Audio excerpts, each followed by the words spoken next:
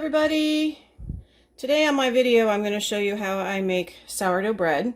This is an adaptation from my sprouted wheat bread, so you can see how easy it is to make either one, whether it's sourdough or just the regular sprouted wheat. In my bowl I have my yeast and my warm water. It's been sitting there for just a couple of minutes. And to that, I'm going to add some of my sourdough starter. I know this jar is kind of ugly, but it's been sitting around for a while and it's nice and ready to go. And I'm going to need almost all of this. I want to save some of it to keep it going. So what I'll do is I'll just feed this a little more flour, a little more water, stir it up and let it set.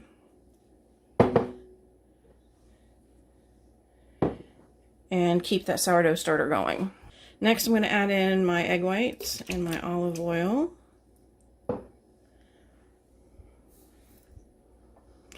Get my bowl up here where I need it. And I'm going to add in some of my flour.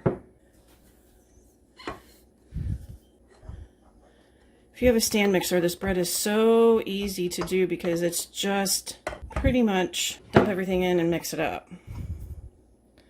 Start this out on low.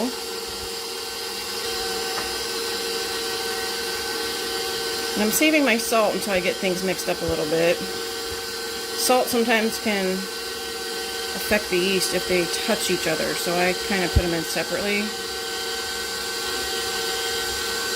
That goes in.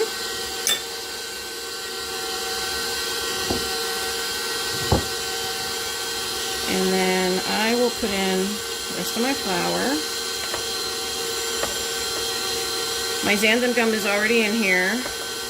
And I'm using a combination today of amaranth flour and sprouted wheat.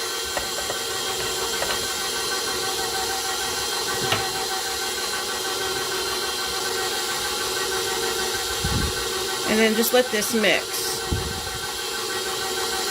This isn't a typical bread dough, so this is going to be a very thick batter. You want it to be just to where you can pour it, or almost pour it, but not like a pancake batter where you can definitely just turn it over and the batter pours out.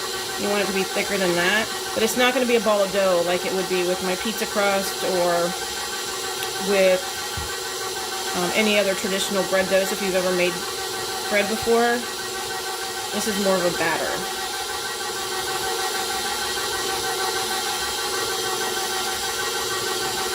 I'm going to scrape this down, get all this goodness here, and then I am going to turn this on, turn it back up, and I'm going to go a little bit faster with this. Now if you don't have a stand mixer, you can use a regular hand mixer with regular beaters. Make sure you have a sturdy one. If you have a cheap one, I'd probably do it by hand because the batter's a little bit thick. But you can do this by hand. You can just stir this and you just stir it so everything is pretty well combined, and then maybe 1 or 2 minutes after. I like to put this, turn the stand mixer on and just let it go for a little bit. It adds nice big air bubbles in the bread and it makes a nice texture, but it's not necessary. This is just my preference. So I'm going to turn this on again.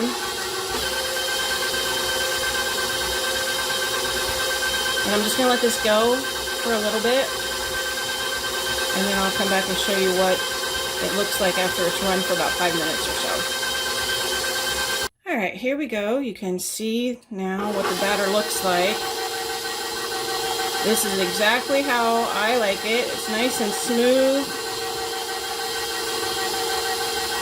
It's a little sticky, but not too bad. I ran it on about a 4 for just, I don't know, almost 5 minutes or so, while I fed my starter and got that taken care of. Here you can see what it looks like. It's nice and thick. It's definitely a batter, not a dough, really. And I can smell the sourdough. It smells pretty sour. It's gonna be nice and yummy. Toasted up with some vegan butter on it. It's gonna be delicious.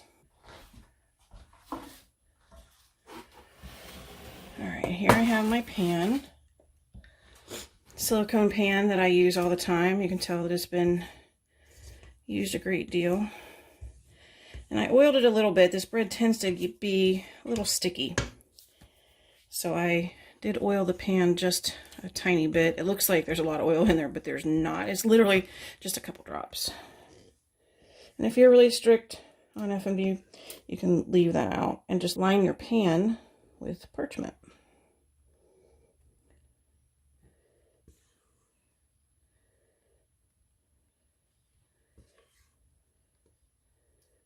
I have my oven set to about 175 degrees or so, and it's nice and warm. And I'm going to stick this in there to let it rise, and I'll turn the oven off. And one tip I've learned through the years of making this bread is that I need to set a timer for the rising process, or I forget that it's in there, and then it rises way up and over the sides of the pan and makes a big giant mess. So I set mine for about 20 minutes and then come back and check it, and if it's not risen to the level that I want, then I go another 10 minutes or so.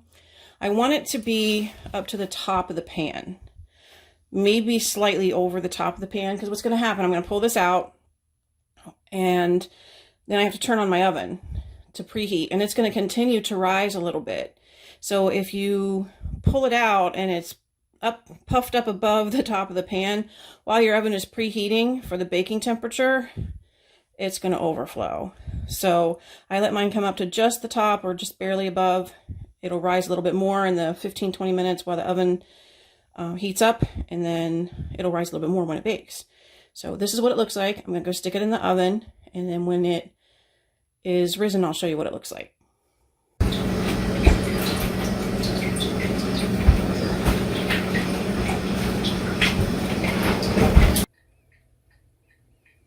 Okay, here is my finished sourdough bread. I missed the timer because I was dealing with a clogged sink that's still clogged, but I think it's fine. A little more brown on top than what I would like, but the inside, oh my God, look at that bread. It smells so good. It's cooled down a little bit now. It's nice and soft. Oh man, that looks delicious. Hope you guys give this a try. Once you get your sourdough starter made, it's pretty simple. Just throw the stuff in the bowl, mix it up, put it in the pan, let it rise, bake it off, let it cool, and you have homemade sourdough bread. Easy peasy lemon squeezy. Be sure to click on like and subscribe, and that way if you're subscribed you'll get notifications when I upload videos, so you can keep track of all the yummy goodness that I'm sharing with everyone and all the how-to videos. Thank you for watching. I appreciate it. And I will see you in the next video. Bye.